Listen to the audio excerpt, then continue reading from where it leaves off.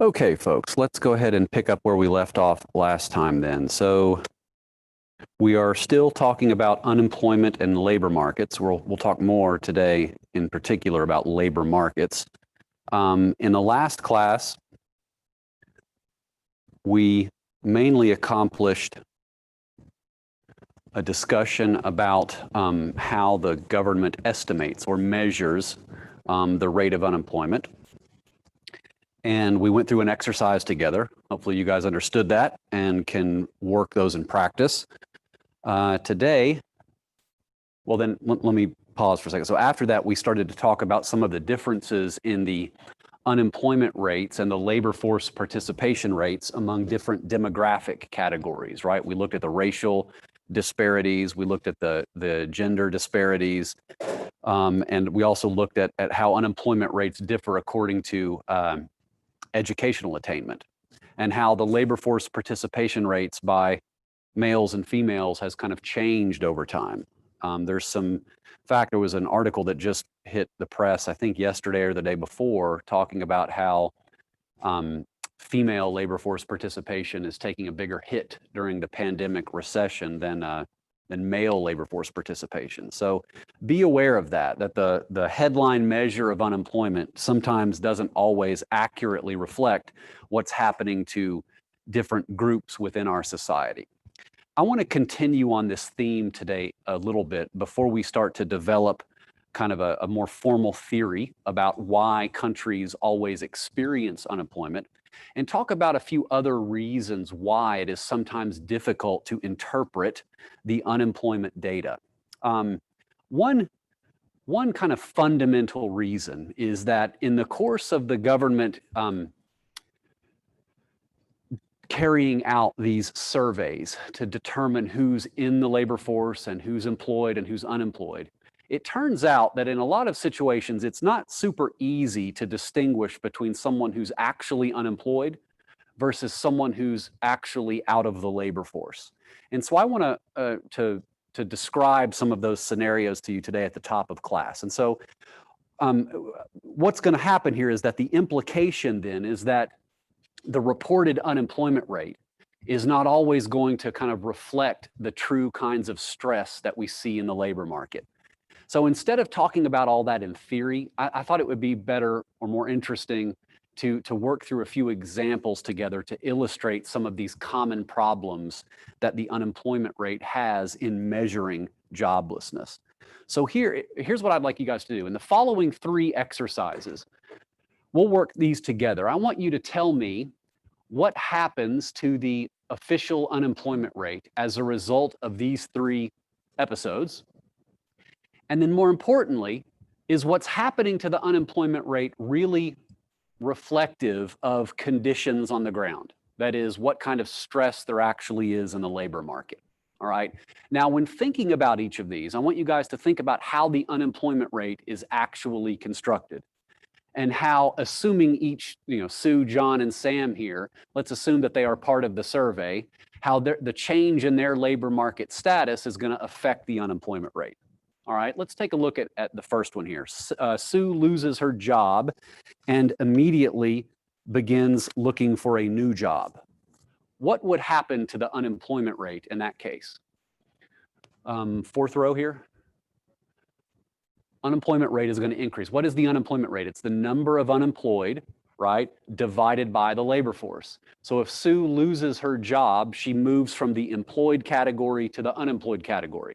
So the number of unemployed workers goes up by 1, but the labor force stays the same, because the labor force is the sum of employed and unemployed. So in this case, what's your name again? I'm sorry.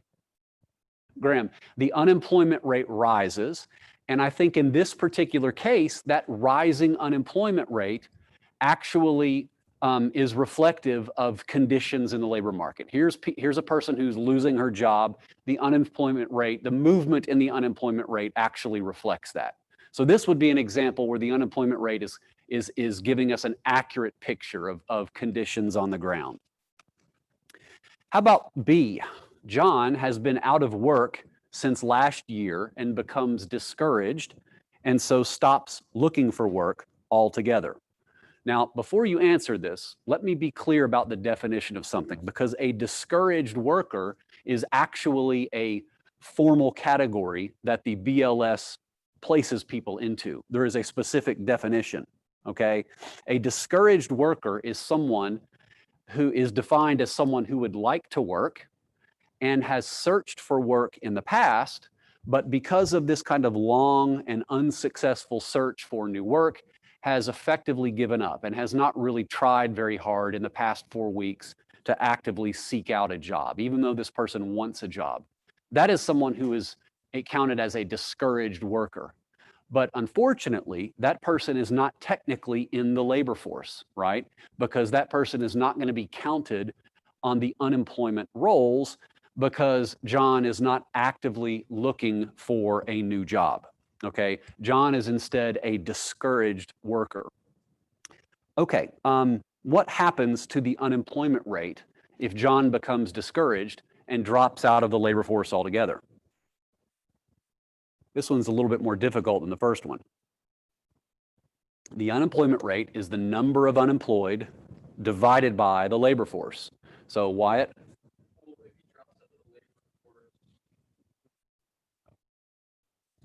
It would, but wouldn't the number on the top also get smaller? Right? So John drops out of the labor force. He's no longer counted as unemployed, so the numerator goes down by 1. He's no longer in the labor force. The denominator goes down by 1. What happens then, Wyatt, to the ratio? What's Jeffrey, back row? Sorry? The unemployment rate is going to decrease. Why, Wyatt? Because the top in the numerator is a smaller number than the denominator. So if it falls by 1, it's going to fall by a bigger percentage than the denominator, right? Imagine there's 4 people in the labor force and 2 of them are unemployed. The unemployment rate's 50%, 1/2. If 1 becomes discouraged, the unemployment rate is now 1/3. So the unemployment rate is actually going to fall. Okay, so what we would witness here in John's case is that the unemployment rate is actually falling. That's what we see when we observe the data, is a declining unemployment rate. We look at that and say, hooray, labor markets are improving because the unemployment rate is actually going down. That means that conditions in the labor market are actually getting better. But in John's case, that's not happening at all, right? So in this case, the unemployment rate gives a skewed or obscures the amount of stress that's actually going on in the labor markets. Now, to the extent that our economy has a lot of these discouraged workers, movements in the unemployment rate are not going to give a perfectly accurate picture then of the amount of kind of chaos or stress that is in the labor markets. Sean, do you have a question?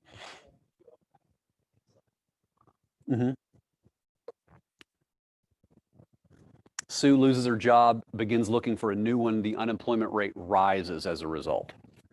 So that rising unemployment accurately reflects Sue's condition here. It does not accurately reflect John's condition, right? The unemployment rate is falling, but John is arguably doing worse because he is a discouraged worker. He would like to work, but has given all hope trying to find one.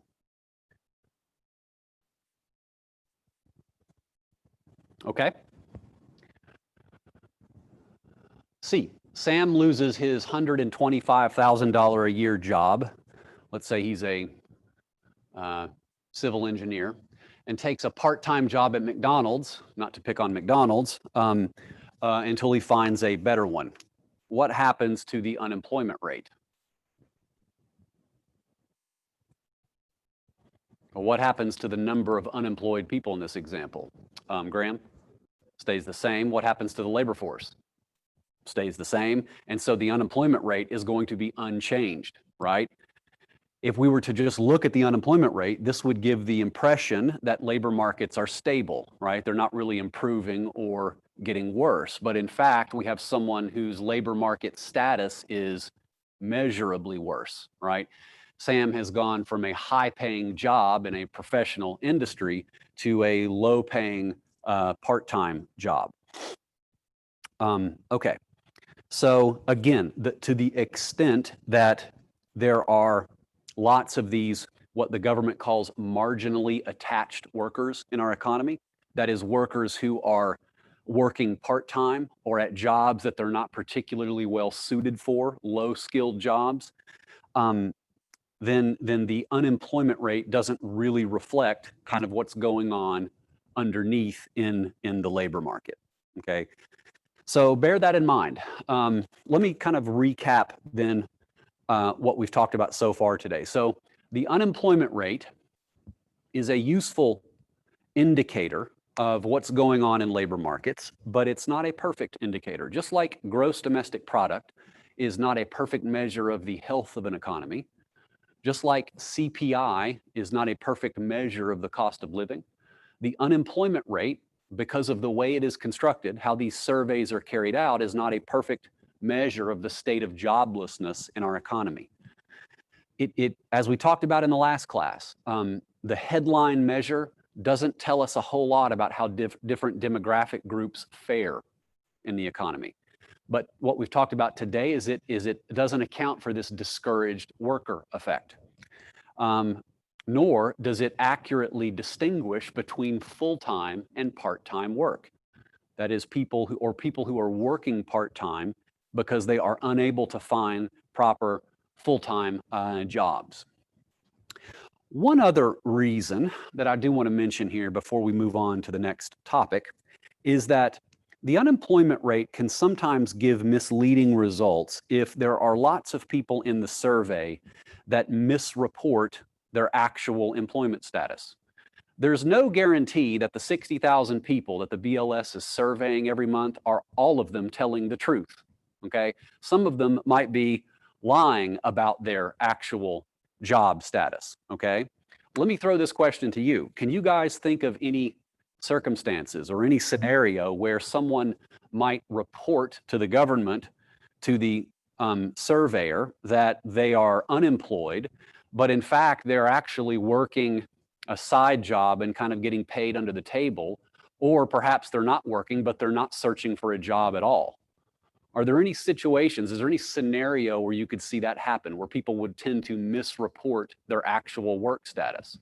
Sean? If they're selling drugs, yeah, I suppose. If they're engaged in illegal activity. Sorry? If you receive cash for what? Well, okay, yeah, but that's what I'm saying. Why would people not report that? Is it because of taxes, you're saying? Ash, what else? Sorry? Taxes. Sam? How about unemployment compensation, right? So unemployment compensation, that's in the same kind of ballpark here. In order to qualify for that, Sam, if you were to get laid off from your job, not if you get fired, but if you were to get laid off from your job because the company went bankrupt or for other economic reasons, then you are entitled to a period of government unemployment compensation. But to qualify for that, you have to be actively seeking work. You have to be really unemployed. Well, some people aren't actively seeking work, or perhaps they're doing something as a side job, kind of getting paid purely in cash under the table, right? They do that in order to continue to qualify for unemployment compensation, even though, given their actual activity, we wouldn't really count them as being unemployed because they're either actually working somewhere or not really searching for a job. Now, let me say, I'm not claiming that this is a widespread problem in the United States, okay? It has been in some countries, and perhaps it's been more of a problem at other times in our own country. But the point of it is that people, not everybody in the survey perfectly is going to accurately actually report their employment status. To the extent that happens, the official unemployment rate can give a skewed measure of the true state of joblessness. But I will say that despite all of these issues, the unemployment rate is still a pretty good measure of the state of joblessness. And as long as you look at it in concert with some other statistics like the labor force participation rate, you're going to get a pretty good idea about what's happening in labor markets in our country. Let me just take 1 second. I'm going to exit the slides here, and I want to show you guys a little bit more data So again, this is data that I've pulled from the Federal Reserve Bank of St. Louis. The BLS collects information on the number of people in their sample that are discouraged and that are also like Sam in our example, who are working part-time for what they call economic reasons. They indicate that they'd rather have full-time work, but they can't find it, okay? The blue line is the regular old civilian unemployment rate from 2000 to the present day. And you see that during the Great Recession, the unemployment rate, doubled at least from around 5% to about 10%. It gradually came down, and then during the pandemic recession, spiked all the way to, what is that, 13% or so. The red line is an alternative measure of unemployment. It is called what's called the U6 unemployment rate. And how the BLS calculates it is they take the regular unemployment numbers and they shove together all of those discouraged workers and so-called marginally attached workers like Sam in our example. And then they divide that by the labor force. Obviously, the U6 unemployment rate is going to be higher than the regular unemployment rate. But by looking at both, you get a sense about how much worse labor market outcomes are for some people compared to what the official unemployment rate says. For instance, during the Great Recession, the U6 rate was about 18% at its peak rather than 10%. During the pandemic recession, which I guess we're technically sort of still in or maybe just coming out of, the U6 unemployment rate was nearly 25%. That approaches unemployment rate levels that we saw during the Great Depression.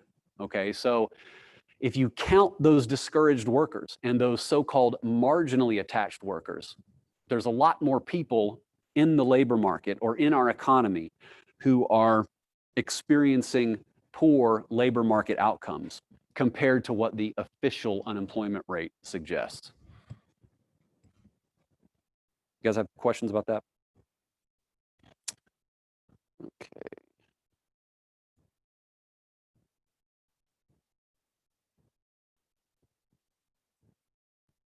No questions? Good, because I probably don't have time to answer them anyway. I'm going to have to hurry. Okay, so we've discussed now how unemployment is measured.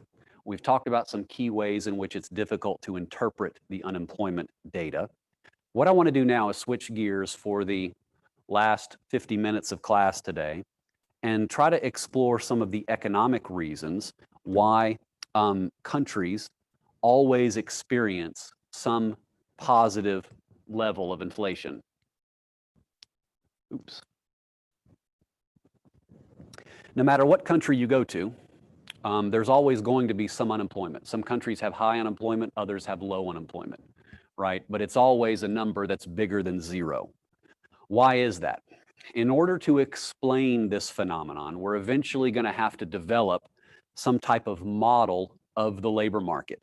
That model will be based on basic supply and demand fundamentals, okay? But before we get to that point today, I think it's important that you guys be able to distinguish between two unemployment concepts, all right? The first one is what economists refer to as the natural rate of unemployment. Now, what is that? That is the normal rate of unemployment around which the actual unemployment rate fluctuates over time, okay? So when we say the natural rate of unemployment, we don't mean the rate of unemployment that is necessarily desirable. It's just the rate that an economy normally experiences over time, okay? This is different than something called cyclical unemployment. Cyclical unemployment is how much the actual unemployment rate deviates from the natural rate of unemployment in any given month or any given quarter. As the name suggests, cyclical unemployment is much more closely associated with the business cycle, right? During recessions, cyclical unemployment goes up. During expansions, cyclical unemployment goes down. Now, the natural rate of unemployment also tends to move over time, but it moves much more slowly. Cyclical unemployment goes up and down with much higher frequency, okay? With that said, I do want you to know the difference between these two. The concept of unemployment that we're going to focus on in terms of the development of a model is going to be this first one, the natural rate of unemployment. Okay? The model that we are going to build and apply does a poor job of explaining cyclical unemployment. It's not useful for understanding why employment bounces up and down from one month to the next. It's much better at understanding why economies experience, let's say, 5 to 6% unemployment over time. Okay? The natural rate of unemployment is a long-run concept. Cyclical unemployment is a short-run or business cycle concept. If you guys decide to major in economics, which I hope some of you do, I hope I haven't run off too many people, and when you take intermediate macro, you'll develop models that are specifically designed to understand cyclical unemployment, okay? What we're going to talk about today really is the natural rate of unemployment. Let me show you a picture here of some data to help visualize the differences between these two, okay? The blue line is the civilian unemployment rate in the United States from 1950 through 2019. So this is annual data. The red line is the government's estimate of this thing called the natural rate of unemployment, okay? Now, a couple of features that you'll notice immediately. You'll notice that unemployment is never zero, right? In the US economy, we've had recessions and we've had expansions, but the unemployment rate only once in the past 70 years even dipped briefly below 3%. I can't remember. Maybe the unemployment rate dipped a little bit below 3% before the recession we're in. I have to go back and look at the data. But anyway, it's usually over time, the unemployment rate has averaged in the long run somewhere between like 4.5% and 5.5%. All right, that's what we mean by the natural rate of unemployment. And you'll see that it's not constant. It does tend to change over time, but its changes are much more slow than these cyclical unemployment swings. Right, what is cyclical unemployment again? It's the difference between the blue line and the red line. It's the deviation between actual unemployment and the natural rate of unemployment. Just one last question about the picture here. Do you guys notice anything about the timing of the peaks in the cyclical unemployment rate? So what do we have here? 2011, 2001, 1991, 92, 83, 75, 73. Those were dates that corresponded to the ends of recessions in the US economy. That is almost always what we find, is that the cyclical unemployment rate peaks usually around 6 months after the end of the statistical end of a recession, okay? The unemployment rate falls, of course, as the economy is recovering and going into an expansion. Okay, questions about the data then, this conceptual difference between natural versus cyclical unemployment.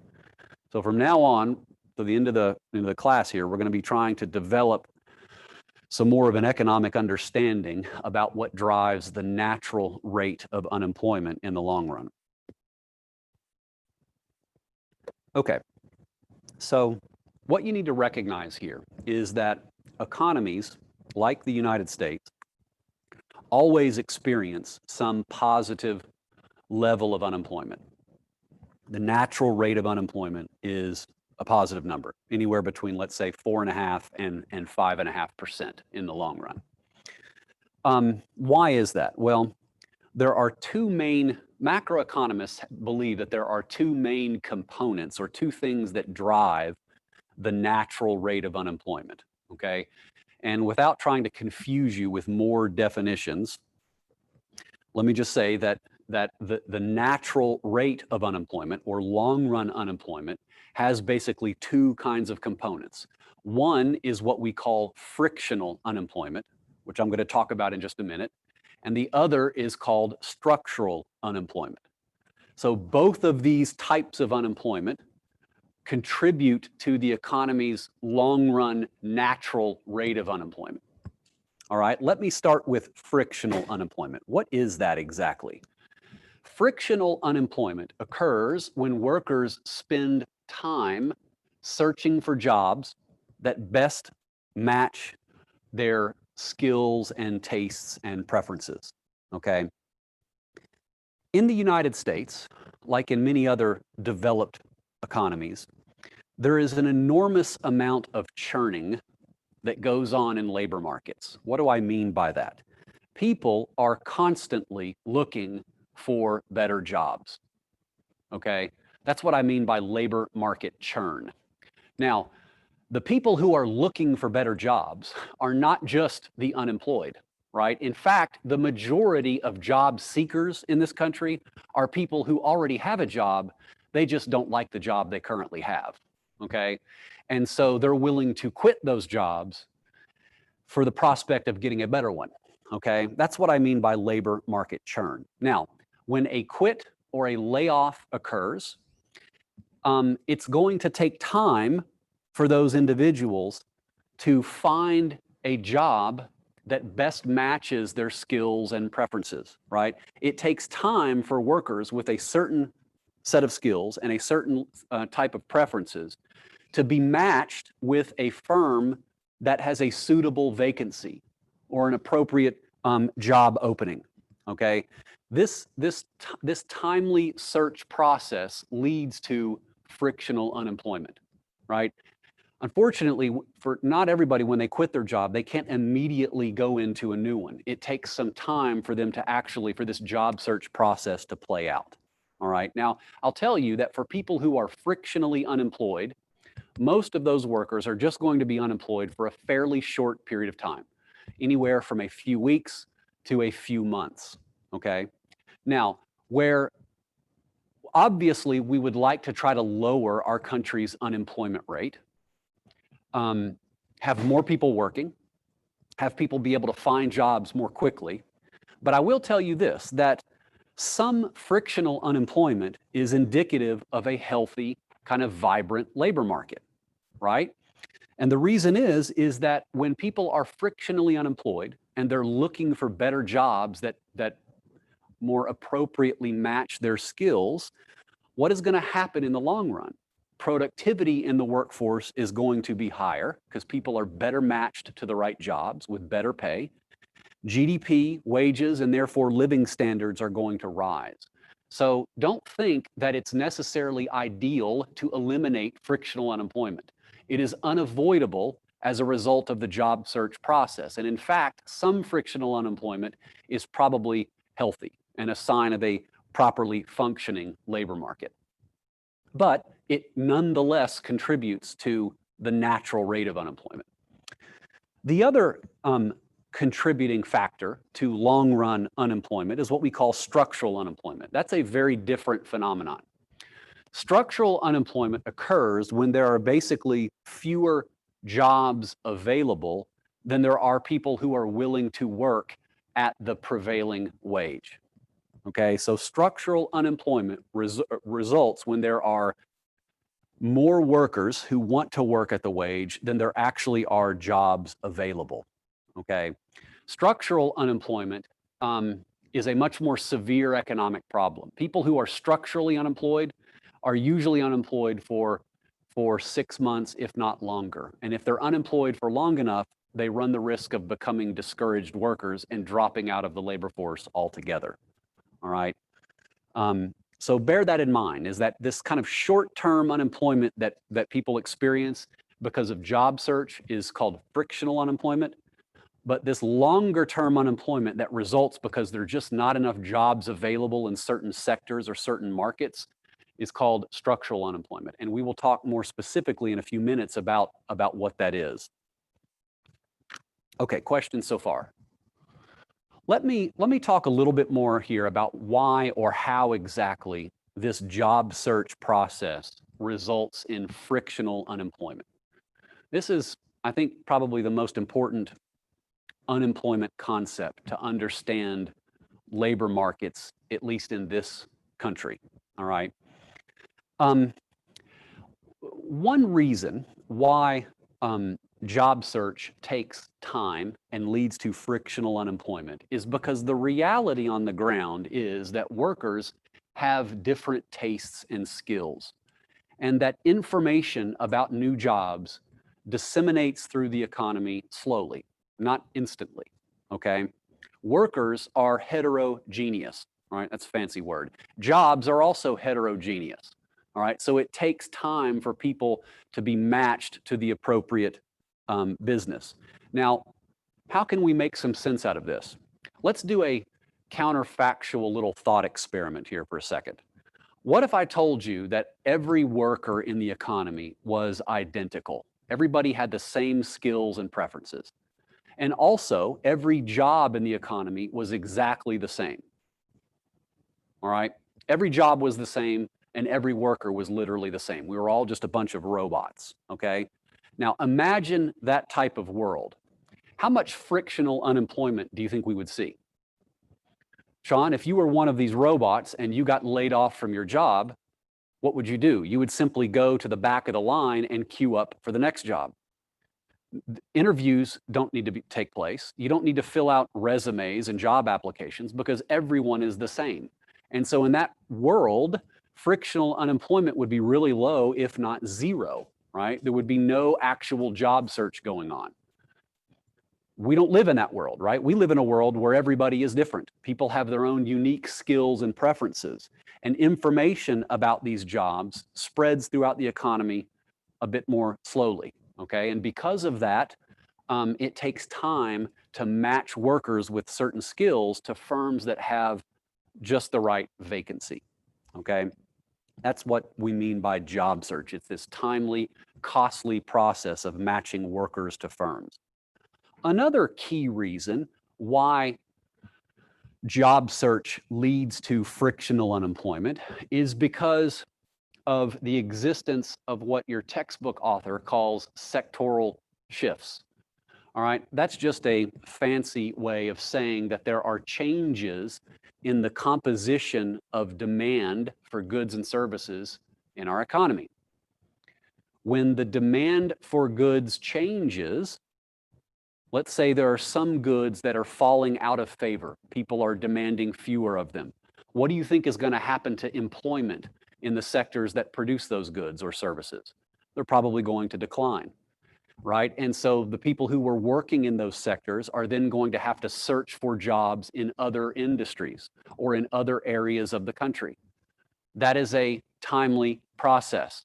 So these sectoral shifts directly lead to a job search process, which increases frictional unemployment. These sectoral shifts are always happening in a dynamic economy like ours, right? The demand for certain goods doesn't stay high forever. It goes up, it goes down, okay? And as that happens, people lose jobs in some sectors and have to relocate to other sectors, perhaps even other areas of the country. Let me give you a little anecdote to try to provide kind of a concrete example of this. So back in 1999, before some of you were even born maybe, there was a little known internet startup company called Expedia.com that went public for the first time. Now at the time, there were in the United States about 125,000 registered travel agents in 1999, 2000, okay? By 2006, the number of travel agents in the United States had fallen from 125,000 to about 85,000, okay? So like a 40,000 number reduction in the number of travel agents in the US economy. And over that time, more of these internet travel companies came online as well, like Orbitz and Priceline and Travelocity. I don't know all of them, okay? Now, my point here is, do you think that over this 7-year period from 1999 to 2006, that tourism declined in the United States? Probably not, right? Tourism probably went up at the same rate that it always went up, right? But what was happening? people were just electing to book their travel online because it was more convenient and cheaper to do so. That is an example of a sectoral shift. Now, what do you think happened to those 40,000 travel agents over that 7-year period? Some of them may have retired, right? Maybe they were approaching retirement age, but I would gather that many of them ended up going into work in another field altogether. They probably did not find work instantly.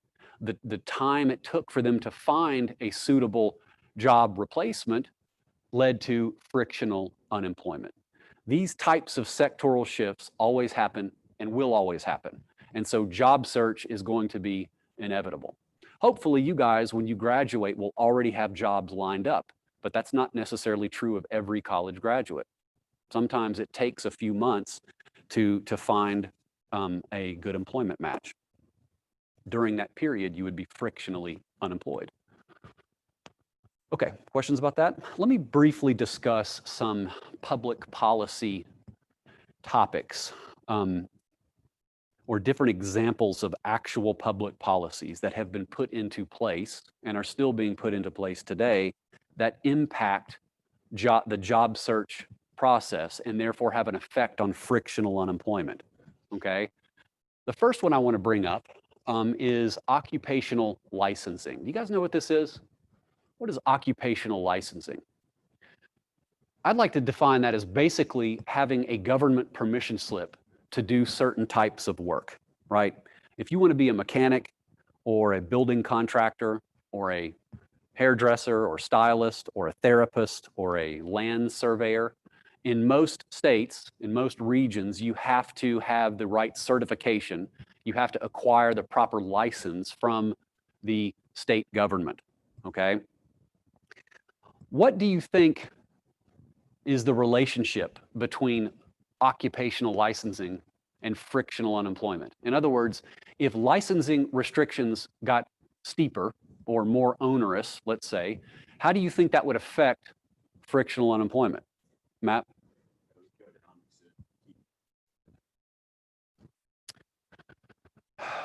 Okay, it would keep people in their same industry, but it's also an impediment into entering those markets, into those industries. So people that lose their job, let's say in construction, and maybe want to be a mechanic, well, they can't go be a mechanic right away because they don't have the proper licensing. And so this has become a problem in recent years. And a lot of economists argue that the stricter these occupational licensing requirements are, the harder it is for people searching for work to find suitable employment. So one way of trying to actually reduce frictional unemployment might be deregulating or loosening some of these restrictions. Now, I'm not saying that we should just let anybody practice medicine or practice dentistry, right? You got to have the right schooling and right certifications to do that, but not for every type of work. Here's an article I found recently that kind of explains the absurdity of some of these licensing laws. New York Dems push for law mandating 500 hours of training for shampoo assistants, okay? Now, who benefits, do you think, from requiring 500 hours of training for shampoo assistants? Sean? And whoever's the current shampoo assistant, most importantly, right? The existing shampoo assistants are going to benefit from this law because it is an impediment to new people entering their field. And the fewer people that enter their field, the less is the supply of those individuals, and so they can command higher wages and salaries, right? And so loosening some of these restrictions might be a good way of trying to reduce the job search process and lower frictional unemployment. Public-private retraining programs. I think this one kind of speaks for itself. When workers from declining industries get displaced, a lot of times they find themselves in a situation where they need to be retrained in order to get jobs in growing industries. Well, some folks don't have the money for that, okay? One way to speed up the job search process would be to provide subsidies or grants to re-educate or retrain these folks so that they're properly equipped for jobs in growing industries. So that's another thing we can do. Let me talk about one more public policy that's related to frictional unemployment, and that is unemployment insurance, something we've touched on a little bit today, okay? First off, let's make sure we're clear about what UI is, unemployment insurance. This is a government program that partially protects workers' incomes when they become unemployed as a result of a layoff, all right? Not as the result of being fired for bad behavior or something, okay? Different states have different levels of unemployment insurance. I believe Alabama's is notoriously poor. You only get like 50% of like the median wage in the state for a number of weeks or months. Some states have much more generous unemployment insurance benefits. Okay, let me throw this question to you. What do you guys think happens or will happen to frictional unemployment if the government suddenly makes unemployment insurance more generous? Either they increase the benefits or they lengthen the amount of time that you can draw UI. Sean? Why?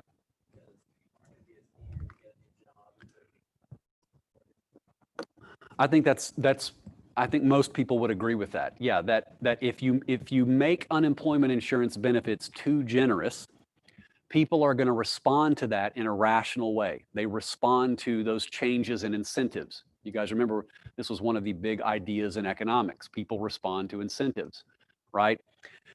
Unemployment insurance benefits stop the moment you take a job. Okay, so workers have less incentive then to actually search really hard for a job as long as they're drawing unemployment insurance benefits, right? Basically, what unemployment insurance does is it makes unemployment less costly for those who are on it, right? They can wait longer to accept a job, right? The higher the benefits are, the longer they're going to tend to wait, okay? I don't have this in the slides, but what the data will show you is that the job finding rates for people who are on UI shoot up dramatically in the final weeks that they're eligible for unemployment insurance. In the first few weeks or months that they draw them, the search intensity is much lower, right? But their search intensity increases quite dramatically when they know those benefits are about to run out. Now, again, I really want to be fair in this class. I am not advocating for lowering unemployment insurance to lower frictional unemployment. Although I think that would happen, all right? If politicians really want to talk about lowering unemployment, they should be thinking about lowering UI, not raising it, right? But I'm not arguing for that. I'm not saying that we should lower UI. There are clear benefits to having unemployment insurance, all right? Let me talk about at least a couple of those, all right? You guys can make up your own mind about whether or not unemployment insurance is too high, too low, or just about right. One benefit of UI is that it reduces the uncertainty over your income stream, okay? Sean, let's suppose that unemployment insurance didn't exist, okay? You're out there in the workforce. You know that there's some probability, it may be fairly small, that you could lose your job in any given month, okay? When you lose your job, your income is going to go to zero instantly. You do not want your consumption spending to go all the way to zero, though. That would be catastrophic for you. So what are you going to do in order to self-insure against that outcome? You're probably going to want to save a little bit while you have a job in order to draw down those savings if you happen to lose your job in the future. In other words, people in that type of environment would want to save a little bit for precautionary reasons to build up this kind of buffer stock of savings against the possibility of being unemployed. Sean, as you save more, that means you can't spend as much on consumption, right? That lowers GDP, lowers employment, and lowers income. Instead, what if, Sean, if you knew that unemployment insurance existed? Then in that case, you probably don't have to save as much for precautionary reasons, right? Because you know if you lose your job, you're going to be able to enjoy these unemployment benefits for a while. And so consumption, precautionary savings is not going to be as high, and that would enable you to smooth your consumption stream over time a bit easier. So that's one of the clear benefits of UI, is that it reduces the uncertainty you have over your future income, okay? And it enables you to have to avoid all of this type of precautionary saving.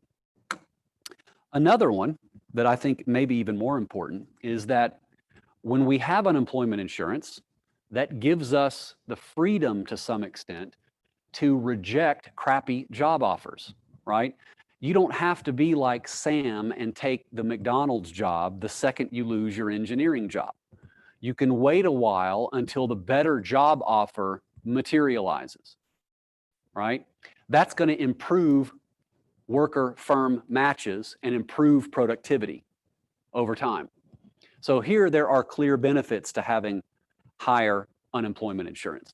As a public policy, should we increase UI or lower it? If we increase it, these benefits will help the economy, but we may have higher frictional unemployment. What do? We need to weigh the costs and benefits of changing unemployment insurance. I don't know if we have just the right amount, if we should increase it or lower it. That's a public policy decision that depends on weighing those costs and benefits precisely.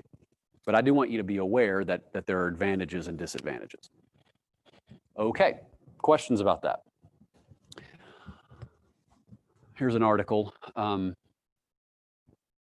So the UI benefits, by the way, were recently extended as a result of the most recent recession. What does the data suggest is happening regarding people's incentive to take jobs?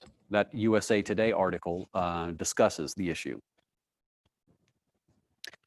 All right, let me close out the topic here. I think I should have enough time to finish most of it, hopefully, by talking about structural unemployment as the other component of the natural rate of unemployment, okay?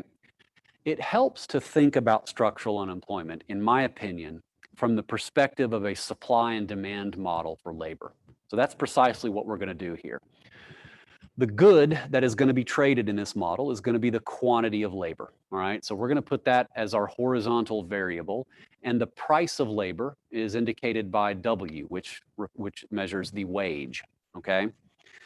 In a labor market, we should have a traditional kind of downward sloping labor demand curve that comes from firms and businesses' desire to hire workers.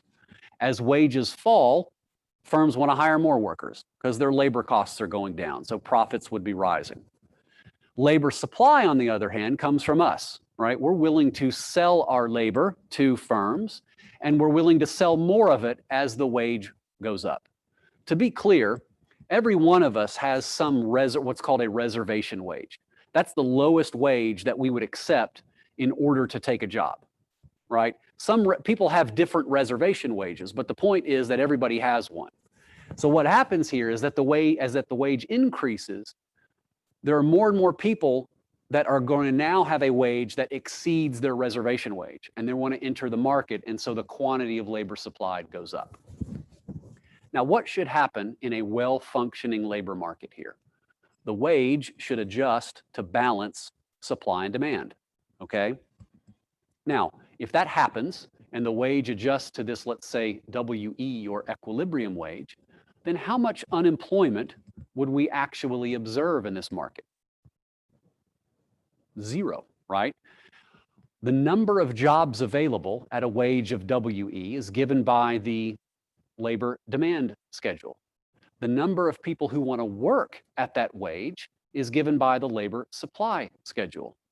The number of jobs available here is exactly equal to the number of people that want to work at that wage, which means that there should be zero unemployment, okay? So if the labor market functioned like a regular old market for some retail good in a perfectly competitive sense, then we should observe zero unemployment. Obviously, that's not reality, which tells us that labor markets are not perfectly competitive. There are certain impediments or frictions or distortions in labor markets, which prevent wages from adjusting to balance supply and demand. Okay?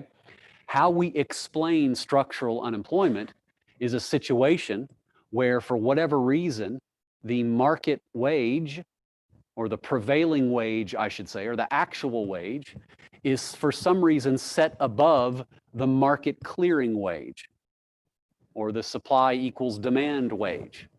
When that happens, what do you see? The number of people who want to work, that's labor supply, exceeds the number of jobs available, labor demand. The gap between the two is what we call unemployment, right? So structural unemployment emerges because there are certain distortions or problems in labor markets or institutions in labor markets that push up wages above the market clearing wage. What I want to do is talk about, if I have time here, 3 possible reasons why this can emerge. Now, one of those reasons I'm going to say is not the minimum wage. I don't think that the federal minimum wage is a big factor in explaining national unemployment, okay? If you guys drive around Tuscaloosa, I think it would actually be pretty difficult to find any job that is paying even their lowest paid workers a wage that is equal to the federal minimum. The vast majority of people make well above the federal minimum wage, okay? Meaning that the equilibrium wage would be above a minimum here. And if firms tried to pay the minimum wage, then you would just have labor demand exceeding labor supply, and the wage would be pushed up in equilibrium. So minimum wages, I don't think, are sufficient to explain why we see the kind of unemployment we do in the adult population. It might explain some of the high teenage unemployment that we see in certain areas, but probably not the type of unemployment we see for workers, let's say 25 and older. I want to focus on 3 other potential reasons. One is the existence of unions. What is a union? This is a worker association that bargains with employers over wages, benefits, and working conditions. Today, about 7 or 8% of the private sector is unionized. A much higher percentage of public sector or government workers are unionized. Now, back in the 40s and 50s, something like 30 or 40% of the workforce was unionized. So union participation has fallen over time, but it's not gone all the way to zero. It's still a not insignificant fraction of the total labor force. Excuse me. Okay, now, how is it that unions are able to successfully negotiate things like higher wages and better benefits? Through a process called collective bargaining. All right. Now, what is that? That is a process where workers negotiate with firms over wages and working conditions as a group, that is collectively, instead of one-on-one, individually.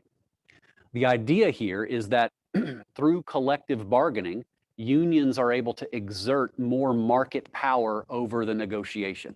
That is, they can extract more of the profits from managers and investors and owners than workers would be able if they were negotiating one-on-one with management, right? What's the key thing that a union can do that individual workers can't do? Strike, right? And that's where the market power comes from, right? Wyatt, when you're working, you can threaten to quit. That's not very costly for the firm. When everybody threatens to quit, that's very costly for the firm, okay? So unions can have the ability to exert more market power on the bargain. The data is clear. A typical union worker earns about 15% more than a non-union worker in the same type of job. So there's a clear benefit to being in union employment, okay? Now, what I'll tell you is this. Through the process of collective bargaining, unions are typically able to raise wages above this market clearing equilibrium wage, just like we saw on the supply and demand graph on the previous slide. Now, when that happens, what happens to unemployment in that sector? Well, labor supply is positively sloped, so there's more people who want to work, but because firms are paying the higher union wage, the quantity of labor demand is going to go down. And so as a result of that, there's going to be upward pressure on the number of unemployed people. So the existence of unions is one potential reason why is one impediment or friction in labor markets that might help us explain why we see unemployment. And again, I'm not arguing for the elimination of unions. There are clear benefits to having them, but one of the side effects is going to be this upward pressure on the unemployment rate. A second reason why wages can exceed the market clearing wage is because of firms' payments of what's known as efficiency wages. Now, this might be a concept that you haven't come across before. I mean, most of you guys know what a union is, but efficiency wages might be kind of a foreign concept to you. Let me define what it is first. An efficiency wage is a wage that is set by the firms, not by the workers, intentionally above the prevailing market wage, and it's paid in order to try to encourage workers to be more productive, okay? When workers are paid an efficiency wage above the market clearing wage, if you think about it, they're going to be much more careful about not losing that job, right? They're less likely to do things like shirk on the job or try to aggravate their coworkers or management, right? If you know, Matt, that if you lose your job, the next best available job you can have pays several dollars less per hour, you're much less likely to get in fights with your coworkers or to show up drunk on the job or to not show up at all, okay? All of those things are going to help improve worker productivity, which helps kind of lower costs for firms to some extent, particularly firms' costs of retraining new employees and things like that. Okay. Nevertheless, the idea here is that if firms offer an efficiency wage that is above the market clearing wage, you're going to have an increase in the quantity of labor supplied. Lots of people are going to want to work for that company. But the company is going to reduce the quantity of labor demanded because it is paying a above market wage, right? And so you see a similar dynamic that you would see in the context of the union, where wages are above the equilibrium, generating upward pressure on the amount of unemployment that we see. Let me talk about one more really briefly, and that is what I'll just kind of generally call employment protection laws. So some policymakers think that the best way to, or one possible way of trying to reduce structural unemployment is simply by making it more difficult for businesses to fire workers, right? Let's get rid of unemployment altogether by basically outlawing firms' ability to fire employees. Now that sounds ridiculous, but you should know that in several European countries, Italy, Spain, Portugal, I believe, I think even in France, that if a company wants to lay off or fire its employees, it actually has to get approval by the government or some government official to actually do that, okay? Now look, in the United States, we don't have those type of labor laws. We generally have what's called an employment at will doctrine, which says that an employee may quit and an employer may fire at any time for any reason. Now we do have some exceptions to that, right? Some folks sign what are called non-compete agreements, right, which prevents them from going to work for a competitor for a given period of time. We also obviously have anti-discrimination laws. You cannot fire someone on the basis of their sex or their race or their religious beliefs or whatnot, okay? So it's not, it's almost employment at will. There are few exceptions, okay? Now, the idea here is that even though governments, some individuals may think that if you make it more difficult to fire employees, that unemployment is going to go down. Experience shows that it's had exactly the opposite effect, right? When you increase hiring and firing costs for firms, and you're going to if you make it more difficult for businesses to actually fire or lay off their employees, then what is likely going to happen? Businesses are going to be much more reluctant and much more cautious about hiring workers in the first place. That causes labor markets to be much less flexible, much less dynamic, and causes unemployment rates to actually go up. That's typically what we've seen in a lot of Western European countries and why they've had persistently higher unemployment rates than we've had in the US. Their labor markets are much more rigid. It is really difficult for a Spanish business to fire one of their own workers. And as a result, they don't tend to hire as many, or they make huge investments in determining who it is they want to hire. Let me give you a simple kind of metaphor, okay? For you ladies out here, what if we lived in a culture where if you agree to go on a date with one of these guys, it was understood that you had to marry him? How many dates do you think you'd be willing to go on? Probably not that many, right? So the point here is that if you have to make these long-term commitments in the labor market, less of these labor market matches are going to be made, all right? So one way of trying to reduce structural unemployment then might be to try to loosen these employment protection laws. Increasing employment protection laws would probably raise unemployment in the ways we've seen before. All right, so the last thing I want to talk about here for just the last 10 minutes of class is that these frictions or impediments in the labor market, which tend to drive up unemployment, also tend to create tension between two groups of workers in our economy. All right, we can illustrate that conflict between these workers in a pretty famous labor market model called an insider-outsider model. Now, let me explain what that is from the perspective of some simple supply and demand diagrams. All right, imagine we have a labor market over here where, for whatever reason, let's say because of unions or efficiency wages or employment protection laws, that the wage is set above the market clearing wage. All right.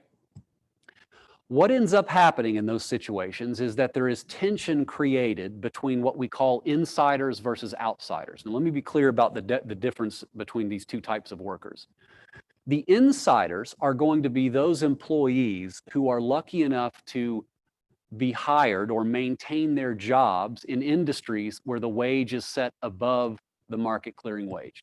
They have higher wages, better benefits, better working conditions. How do we identify who those insiders are? Well, it's the number of workers that firms want to hire at the wage W1, this above market clearing wage. So this first group of workers are what we call the insiders. Who are the outsiders in this model? These are people who either end up being unemployed or lose their jobs with the union, for example, and so they're left on the outside looking in, right? It's these unemployed workers who would like to work at the wage of W1, but because it's above the market clearing wage, are going to be unemployed.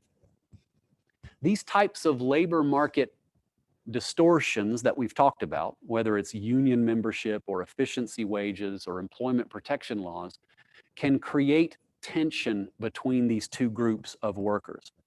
Let me explain how. Imagine for a moment that we have a parallel labor market that is not described by these same types of frictions. So the wage adjusts in equilibrium to balance supply and demand. What do you think would happen if, let's say, the union over here, through collective bargaining, was able to raise the wage for their workers? Then what's going to happen? The wage goes up to W2, let's say, but what happens to the amount of unemployment that is experienced in that sector? It's going to rise. Labor supply is upward sloping, labor demand is downward sloping. So as the wage increases, the number of people who want to work there goes up, but the number of jobs available goes down. And so the total unemployment is going to expand. Now, Aaron, let's say that you were one of these insiders and you've now lost your job as a result of the collective bargaining process. You are now one of these outsiders. Aaron, you may decide to wait around and hope that you can get rehired by the union at the higher wage. But more likely than not, what you're going to end up doing is looking for employment in another market, right? As you and others like yourself look for that employment, what do you think is going to happen over here on this graph? Labor supply is going to shift to the right. And as labor supply shifts to the right, what happens to the wages that those workers receive? Wages are going to go down in equilibrium. So what we see happening here is that the barriers or the frictions that cause unemployment, like unions or efficiency wages, end up driving this wedge between insiders and outsiders, where the outsiders effectively are subsidizing the higher wages because the labor supply curve shifts to the right and pushes their wage down. So what we see here, where this tension really results from, is that the outcome ends up being higher unemployment for the outsiders and also greater wage inequality. Before the increase in the union wage, the difference in the wage was W1 minus WE. But now, after the increase in unemployment, you see that the wage has gone up over in this market, but has gone down over here. So wage inequality has actually gotten greater and unemployment has increased. This is where the tension comes from between these two groups of workers. And that's what the insider-outsider model demonstrates.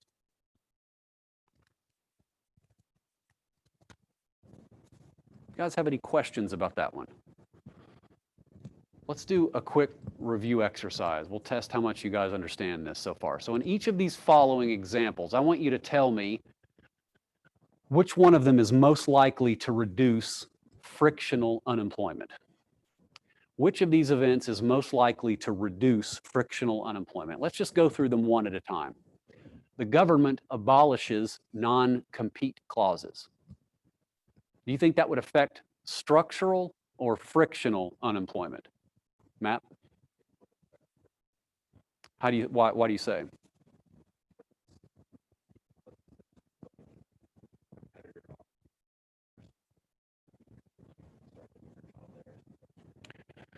Okay, and so in that sense, it would lower frictional unemployment. But if you're saying if the government abolishes non-compete clauses, so if they abolish it, then you could start working right away. And so job search, you're saying job search would go down and that would lower frictional unemployment. Am I understanding what you're saying right?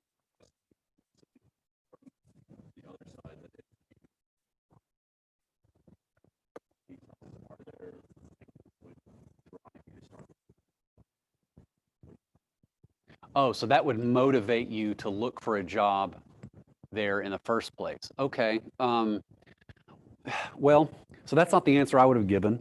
But we talked about non-compete clauses as one of these employment protection examples, right? And so you could also make the case that it would that abolishing these non-compete clauses would help actually lower structural unemployment by loosening these employment protection laws. Perhaps that one's not as clear cut. How about B, the government increases unemployment insurance benefits? You think that affects frictional or structural unemployment? Sean? And which direction do you think it would go, up or down? It's going to increase it, right? Not reduce frictional unemployment. What about a new law that bans labor unions? What would that do in our insider-outsider model? If labor unions are abolished and there's no more collective bargaining, wages would probably fall closer to the market clearing wages, and structural unemployment would likely fall. How about more workers post their resumes at ZipRecruiter and more employers use ZipRecruiter to find suitable workers to hire? I think that would reduce or increase which type of unemployment? Sean? Yeah, it would probably reduce frictional unemployment. This is Think of this as like a technological innovation that that speeds up the job search process, allows workers to be matched to firms with vacancies more quickly. How about E, sectoral shifts become more frequent? You think that affects frictional or structural unemployment? What do we talk about sectoral shifts in the context of? Job search or Ash? Say again? Remember, sectoral shifts give rise to these episodes where people lose their jobs in declining industries and have to search for jobs in other industries. So the more frequent that these sectoral shifts become, the lengthier that job matching process is going to become. And I would argue that that would probably increase frictional unemployment. Okay, so we're a little shaky there. I want you guys to review those concepts. There are two things that contribute to the natural rate of unemployment, that is long-run unemployment: frictional unemployment and structural. Really, what's driving frictional unemployment is this job search process, which takes time, okay? Structural unemployment comes from things that cause the wage to be higher than the market clearing wage. Things like unions, things like efficiency wages, or these employment protection laws, or perhaps minimum wages for the young and unskilled labor markets, okay? So make sure you guys really try to understand the differences between those. I may ask you some questions that would, on an exam, that might ask you to identify, is this going to affect structural or frictional unemployment? Okay, that's all I have for that. So I will see you guys. Have a good weekend. I'll see you guys next Tuesday.